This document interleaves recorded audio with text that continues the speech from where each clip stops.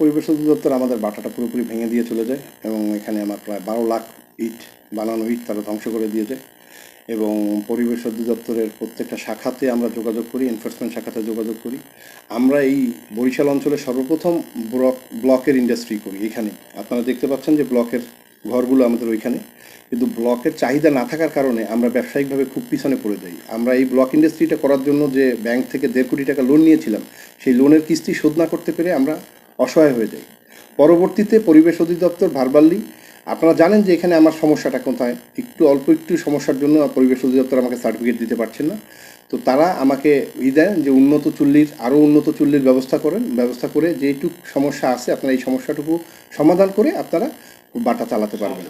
আমরা যে সকল অবৈধ ইটভাটার বিরুদ্ধে অভিযান করেছি, বন্ধ করেছি, আমাদের কাছে যদি আবার নিউজ আসে যে ইটভাটাগুলো আবার চলছে, আমরাও ইটভাটাগুলো আবার অভিযান করব, ওগুলো আবার বন্ধ করার ব্যবস্থা করব।